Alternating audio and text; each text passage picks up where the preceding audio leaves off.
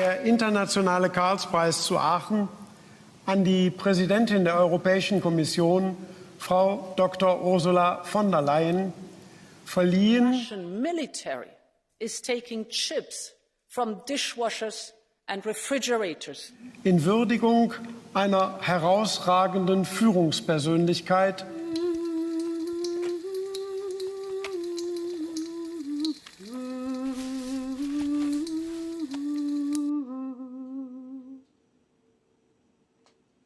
Wir gratulieren sehr, sehr herzlich und wünschen weiterhin Kraft für die Zukunft. Alles Gute. Soweit der Text der Urkunde. Zu dem Preis gehört auch noch 1 Million Preisgeld. This is my video update on this Friday afternoon, May the 30th, coming to you from Limassol, Cyprus. Let's talk about some news.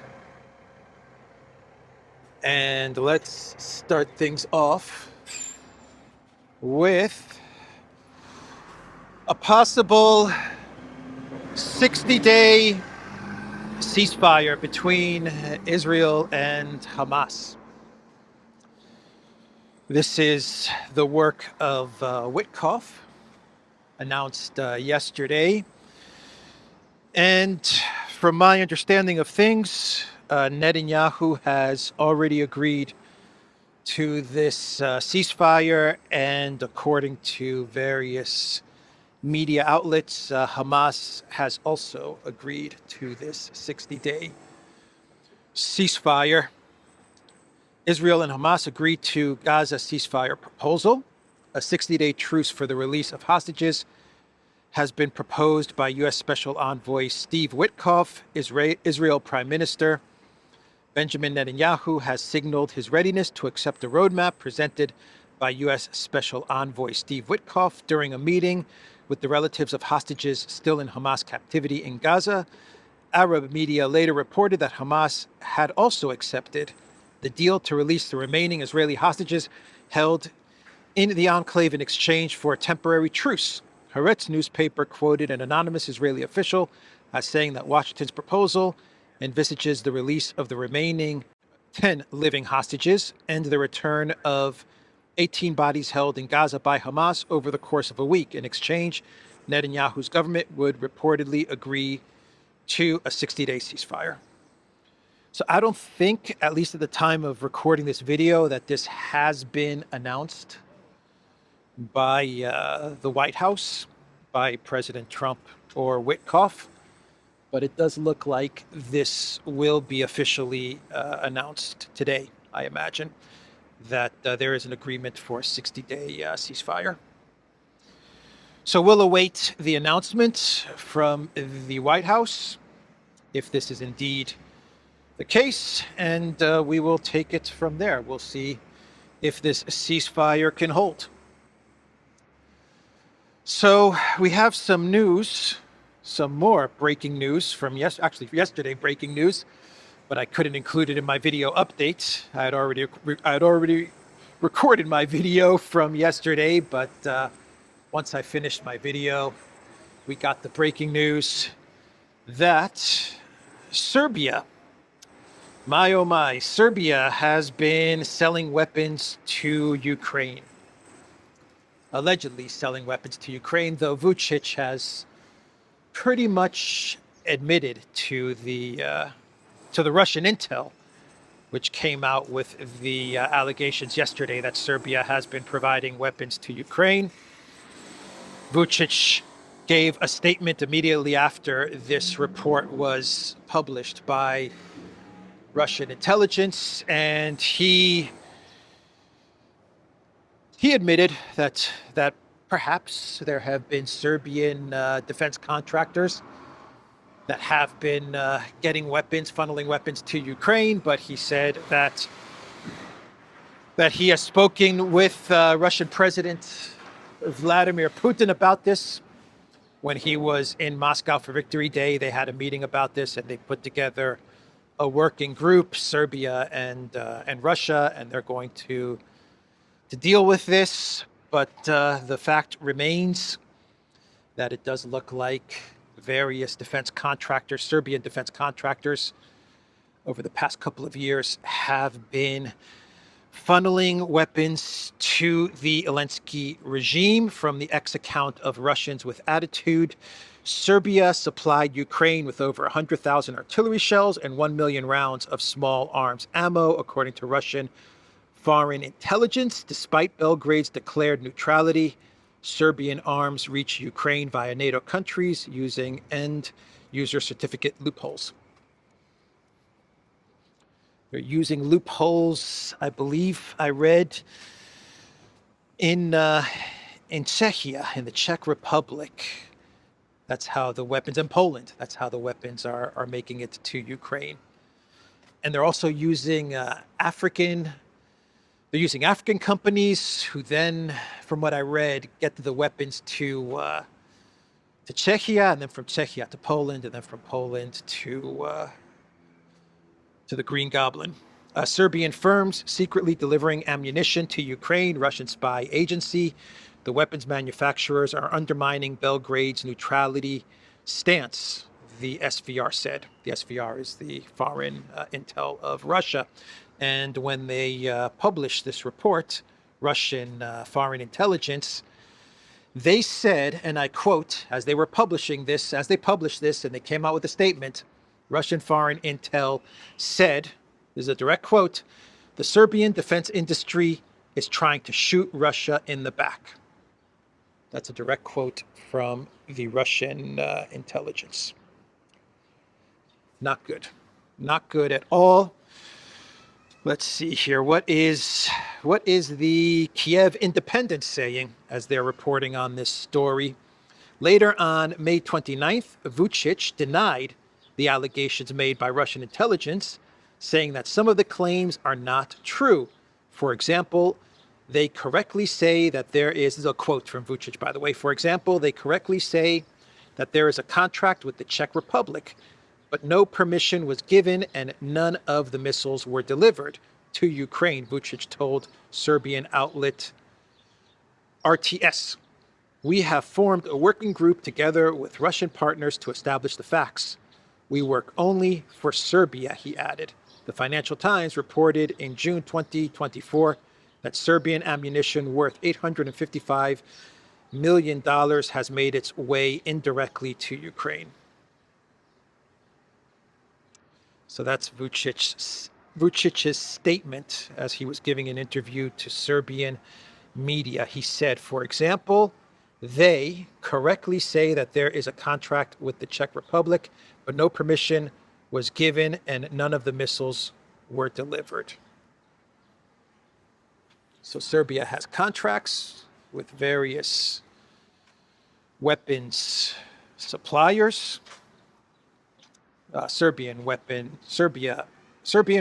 companies have contracts with other weapons companies, and eventually those weapons make their way to Ukraine. And I guess Vučić is saying that the companies in the Czech Republic, for example, never got the permission from Serbia to send those weapons to Ukraine. I guess that's the story that he's going with. Not a good situation at all. Serbia has stated that they are neutral in this conflict, but obviously that's not the case. At least the Serbian government has stated that it's neutral, but the Serbian weapons manufacturers, or at least some of the weapons manufacturers, well, they're concerned about making money, right? It's all business, I guess, at the end of the day for the military-industrial complex. I believe Vučić also said in the statement with RTS, I believe he did say that Serbia is looking after Serbia. He did say this, and he also said that Serbia is indeed neutral. We have good relations with Russia, he said, and we also have good relations with Ukraine. So I believe he also said that in the interview. So Vučić is not the most popular president at the moment in Serbia. He has a lot of problems. This is not going to help. This is not going to help Vučić's position, because my guess would be, and I think I'm right on this, that a majority of Serbs are going to be very, very upset with the fact that weapons are going to Zelensky and they're being used to fight Russia. That would be my guess. And I would also take a guess that many Serbs are not surprised at this story. They probably knew that that weapons, or they have had a suspicion that weapons have been making their way to the Ukraine military. Anyway, that is the update there. We will follow this story and see if the Kremlin comes out with any comments or statements. Right now, you have the Foreign Intelligence, which has released this story, but so far, no comments from Peskov or anything like that. So let's continue, since we're talking about weapons deliveries for the conflict in Ukraine. Let's talk about Chinese drones. The MAVIC drone, which according to Churchill #2, China has all of a sudden stopped sending their drones, specifically the Chinese-made MAVIC drones, to the West and to Ukraine. And the Green Goblin, he is very upset about the fact that China has decided to stop selling their drones to Ukraine, but they continue to sell their drones to Russia and the Russian market, and this is causing a lot of anger and a lot of alarm for Zelensky. Let's see here what is going on. China cuts drone sales to West, but supplies them to Russia, Ukraine says. Finally, after 3+ years, with China and Russia being best buddies, they are best of friends. It looks like finally China has decided to put an end to the drones going to Ukraine. Finally, after 3+ years. From the X account of Nexta, China halts drone sales to Ukraine but keeps supplying Russia. Zelensky says Chinese-made MAVIC drones, widely used on the battlefield, are no longer being sold to Ukraine, but shipments to Russia continue. President Zelensky stated the Chinese MAVIC is open to Russians but closed to Ukrainians. There are production lines inside Russia with Chinese representatives present, Zelensky said. A European official told Bloomberg that China has also reduced exports of certain drone components to Western buyers while increasing shipments to Russia. China, for its part, maintains it has never supplied weapons to either Ukraine or Russia and claims to strictly regulate dual-use goods.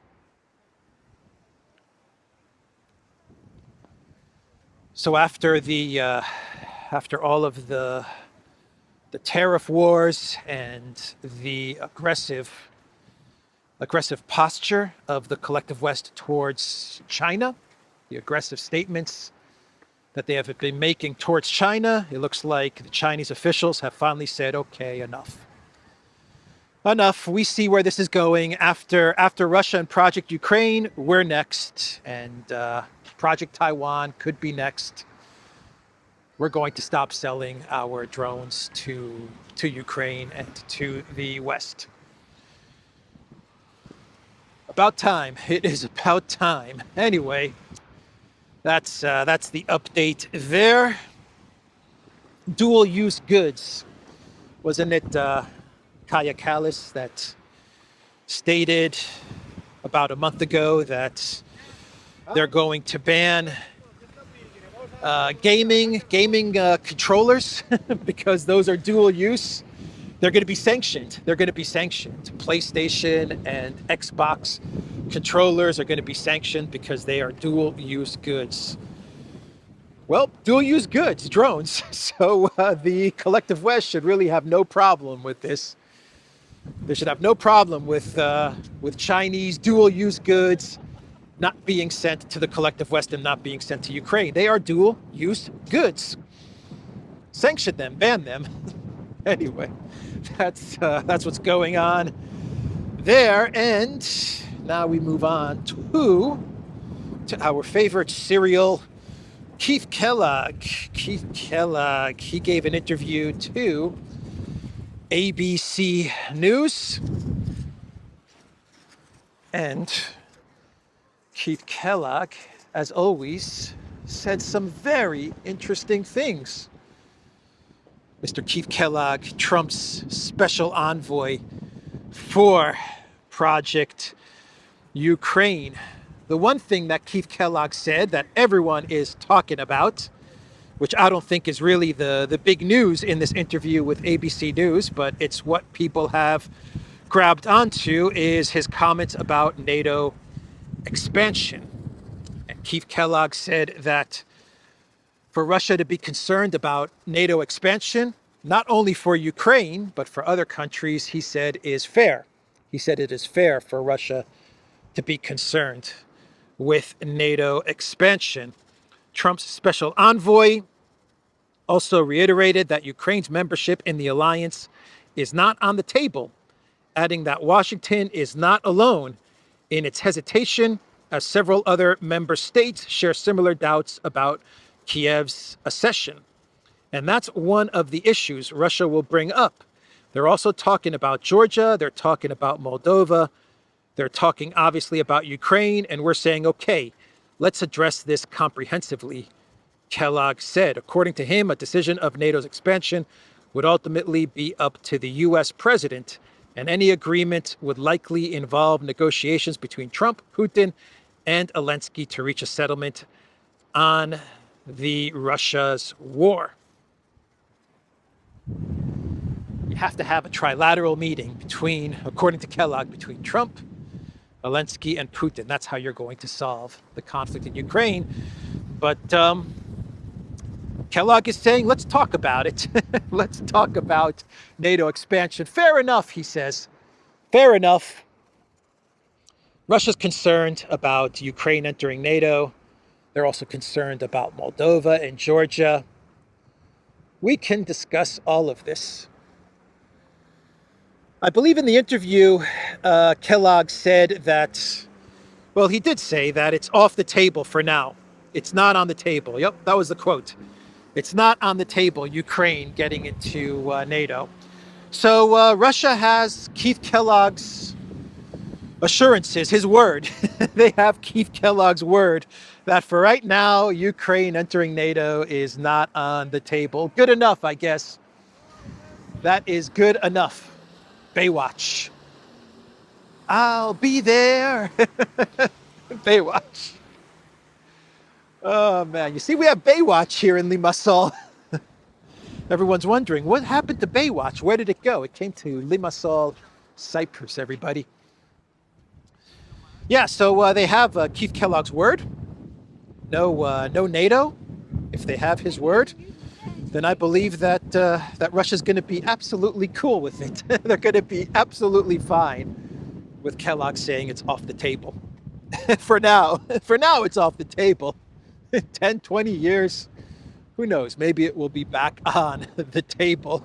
Trust me, bro. That's what Keith Kellogg is telling Russia. That's what he's telling Putin. Trust me, bro. Don't worry about it. Let's talk about it when we meet. We'll put it off the table for now. Yes, everyone is jumping on that statement from Kellogg. You can tell that, oh boy, after all of this, after all the negotiations, all the statements from Russia about Ukraine expansion in NATO, a 3+ year war, that even to this day, the United States, or at least people like Kellogg, are not taking Russia's NATO red line seriously. They're still not taking it seriously. They still believe that they can wait Putin out. They still believe that they can tell Russia, for now, no NATO for Ukraine, but that's just for now.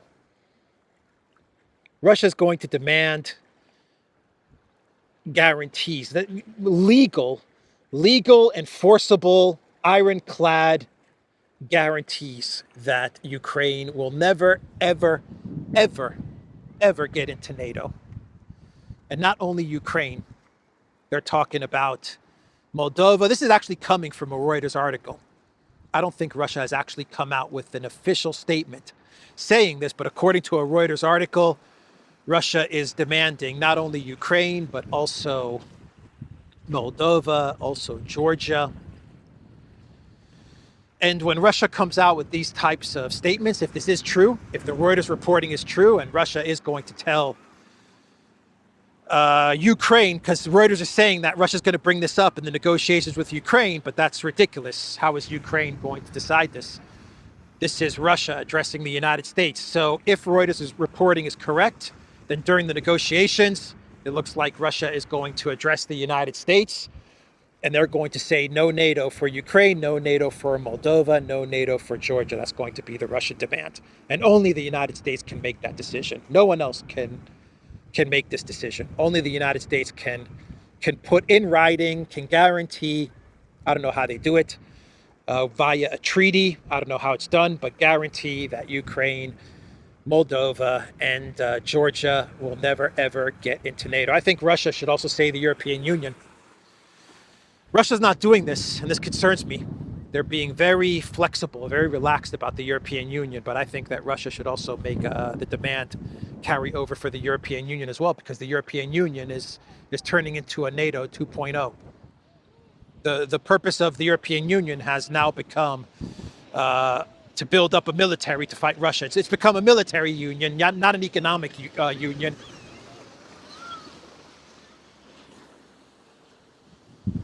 Baywatch. Anyway, that is what Keith Kellogg said. But the more interesting thing from the interview with ABC News is where Kellogg said that officials from the US, UK, France, and Germany will attend the Istanbul meetings that are going to take place on Monday. There you have it. The United States is going to be there. And so will the big three in Europe, according to Kellogg. He calls them the E3. The UK, France, and Germany, they're also going to be at these meetings. This is a new one. This is a new one. Has Russia been told about this? I don't know. Has Russia agreed to this? This is news to me. I imagine this is news to, or maybe it's not news to Russia. Maybe they have agreed to this. I don't know. But according to Kellogg, the big three are going to be, along with the United States, are going to be in Istanbul. We'll have what we call the E3. That is the national security advisors from Germany, France, and Great Britain. When we were in London, they kind of helped us mold a term sheet for Ukraine, Kellogg said. So there he is, giving it all away as to what they're planning to do in Istanbul. They're planning to have it be 5 against 1. Let's do some Annalena Baerbock math. 5 against 1. Ukraine, the United States, Germany, Great Britain, and France. That's 5 if we do some Annalena Baerbock math, right? So carry over the 360. Multiply it by 360 degrees. Yeah, that's 5 countries against 1. That is Russia. Kellogg is just saying it. He's just putting it out there. There will be 5 countries, of which those countries, let me put this down, of which those countries, France, Germany, and the UK, they were instrumental in putting together my ceasefire DMZ plan in London. They were there. They helped us draft the Russian capitulation papers, which is what Kellogg's plan was from London. That's what it is. His plan now has been rebranded. It's no longer the Kellogg freeze plan from London. It's now the 22-point peace plan. That is how it's been rebranded. But it's the same plan, which is basically calling for a Russian capitulation, a Russian surrender. And so all of these guys are going to be in Istanbul. 5 against 1. What a clown show this Istanbul meeting might turn out to be. And I say might turn out to be because I'm waiting to see if Russia is going to come out with a statement. I'm waiting to see if the White House is going to come out with a statement. Is someone from the White House going to come out with a statement and say, no, no, no, we're not going to be in Istanbul. France is not going to be in Istanbul. Germany's not going to be in Istanbul. And 008 Stammer, he's not going to be in Istanbul either. His team's not going to be there. This is a bilateral talk between Russia and Ukraine with Turkey mediating, or is Russia going to come out with a statement and saying, no, niet, ohi, no, no, no. We are not going to sit at the table with these belligerents, because that is what they are. For Russia, they are belligerents, right? They are participants in a proxy war against Russia. So is Russia going to come out with a statement and say, we did not sign up to this? We agreed to Turkey mediating and bilateral negotiations between us and Ukraine. The collective West, Kellogg, the Europeans are already sabotaging these talks. They're already turning these talks into a clown show. Anyway, let's wait for the statements from possible statements from Russia or from the United States, either confirming this or saying this is not going to happen. Kellogg is saying that's the dealio, according to Keith Kellogg. That is the dealio. Oh man, can you imagine living right there at those apartments? Or those apartments, or those, actually that's a hotel. That's a hotel. Those are apartments. All of those are flats. Those are apartments. That's the Mediterranean. That's the Amethyst. I believe that's the Four Seasons. And down that way is Limassol. The city center of Limassol is all the way down that way. All right, let's do some other news and we'll wrap up this video. Very windy today as well, so let's see how the audio turns out. So Poland, they have given an award to Android AI robot Budanov. Polish President Duda has awarded Ukraine's military intelligence chief, Budanov, one of the country's highest state honors for foreign nationals, the Golden Officer Cross of the Order of Merit of the Republic of Poland. Shame, shame, shame on Duda. Shame, shame, shame. I believe we have elections on June 1st. This Sunday, we have presidential elections. Duda is going. So on his exit, he decides to give this prestigious award to Budanov. Shame, shame, shame. Oh, man. And there was a video that's floating around of Duda complaining about the Banderite presence in the West of Ukraine. He was complaining about the power and the presence of the Banderites. And I'm not going to get into the history. Everyone knows. We all know. We know the history of the Banderites and World War II in Poland. No need to talk about that. But Duda was complaining about it. He said he was unsure. He was not unsure. He said he didn't expect. He didn't expect to see such a strong Banderite presence in Ukraine. Yeah, right. They have Bandera statues. They have streets named after Bandera and all his guys. And Duda was playing it dumb. Duda was playing it dumb. I had no idea about the presence of these forces, these evil forces in Ukraine. And the next day, this video has gone kind of viral. And the next day, you have him giving an award to Budanov. Shame. Shame, shame, shame. Walk on the wild side. Duda. So Dan Bongino, the deputy director of the FBI, is that his title? Dan Bongino, he is doubling down on his Epstein killed himself narrative. He's doubling down on it. Epstein absolutely self-deleted. That is what Bongino told Fox and Friends the other day. And he said that he has seen the file. He said he has read the file. He has studied the file. And he even said that there's video. Now, he told Fox and Friends, I've seen the video. We're going through the video at the FBI. We're going to release the video. We're going to enhance it. He said we're going to enhance it so it's not as grainy, but we'll also release the original. So there's no there's no doubts that the FBI is doing some shenanigans, he said, or manipulating or anything like that. So we'll release the enhanced, cleaned up video, and we'll also release the grainy original video, just so there's no doubts. But he did say that the video does not show the self-deletion, but it shows Epstein alone in his cell. No one went in, no one went out, and Bongino is claiming that there is no doubt that Epstein self-deleted. Epstein self-deleted. Yeah, I have to use that word. Anyway, that's the statement from Bongino. From the UK, we are getting news. I believe this is from the Times, that Britain will increase cyber attacks against Russia and China.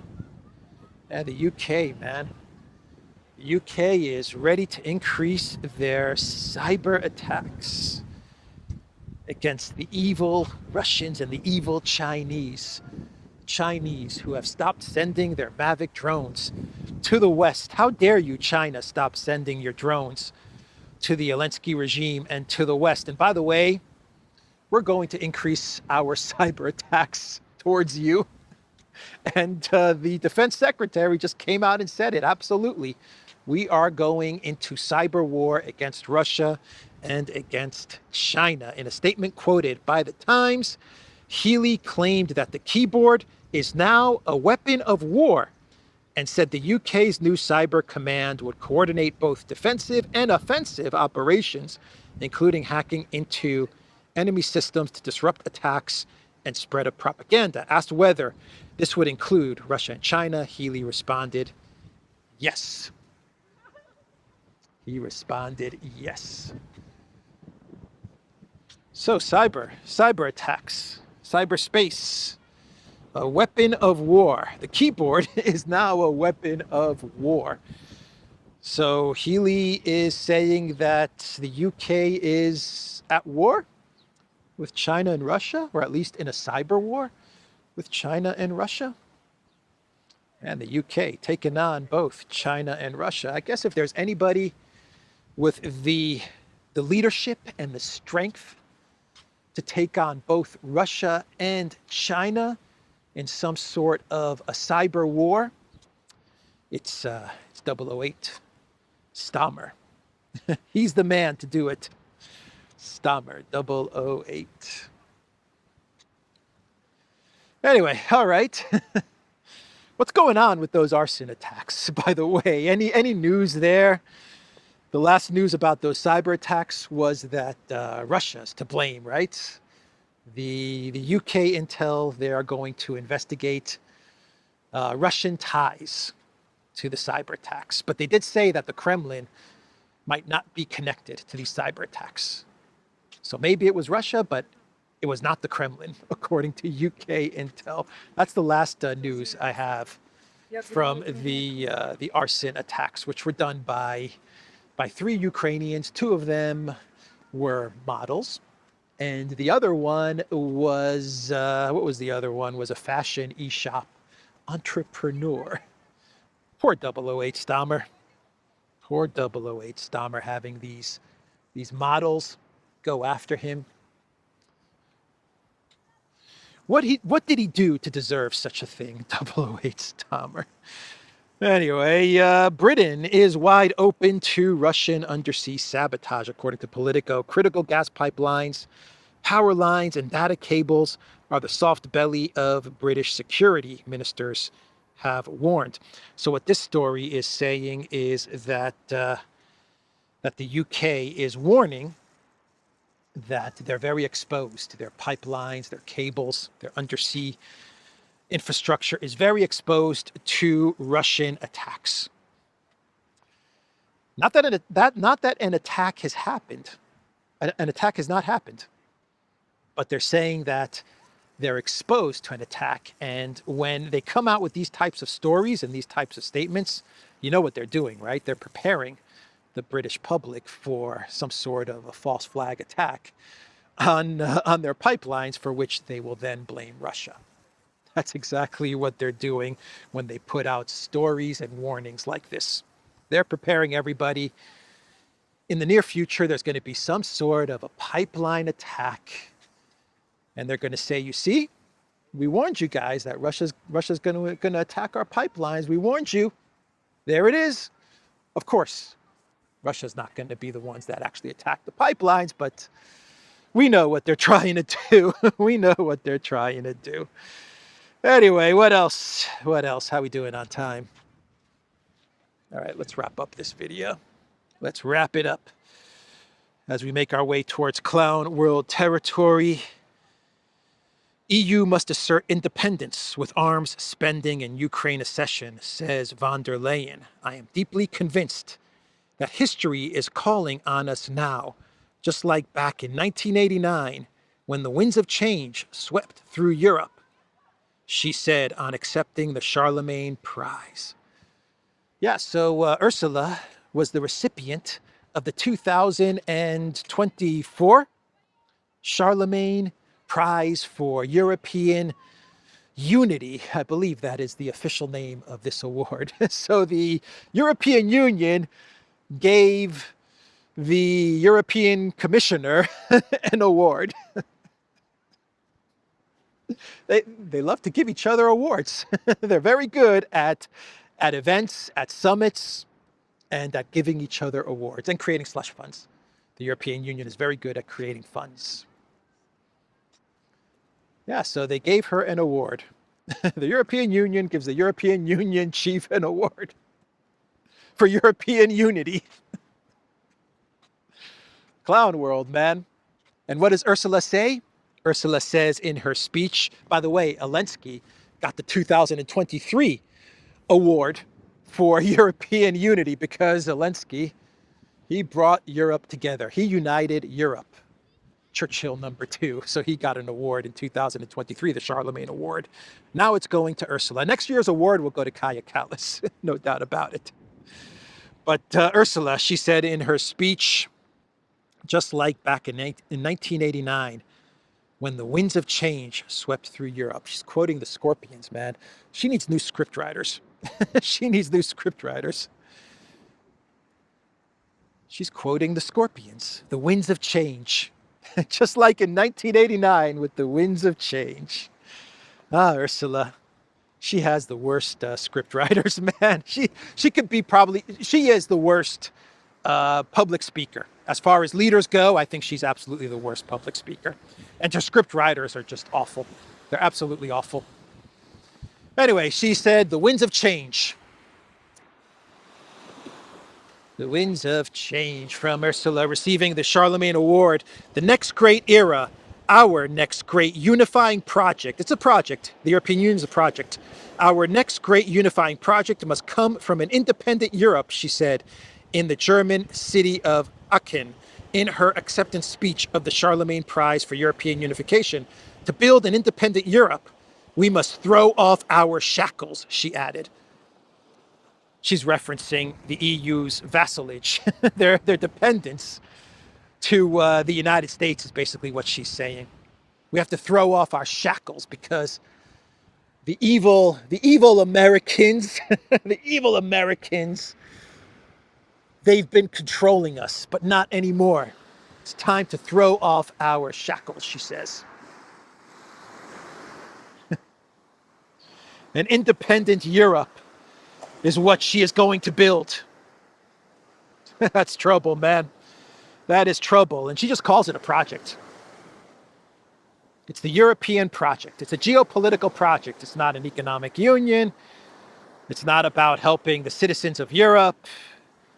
It's not about making the European states, the European countries, stronger, richer, better off. Nope. It's a project. It's a geopolitical project. That's all it is. And what's the number one obstacle to this geopolitical project? You know what the number one obstacle is to the geopolitical project. It is Russia, of course. The more things change, the more they stay the same. And Charlemagne, what was his title? Charlemagne. He was wasn't he considered I want to say the first Roman emperor? Wasn't that his title? Something like that. But he was at war all the time, Charlemagne. He was at war all the time. Yeah, they consider him to be the first unifier of all of Europe, I believe, is what they consider Charlemagne. But man, he was at war all the freaking time, that guy. So yeah, the more things change, the more they really do stay the same. Anyway, Ursula getting the Charlemagne Award. What's going on with her text messages from Pfizer? Anything going on there? Have we made any headway into what was being said between Ursula and the CEO of Big Pharma, and the text messages that she doesn't want to reveal, or that have disappeared, and all the billions and billions that have kind of disappeared as well? Any progress on that? Who cares?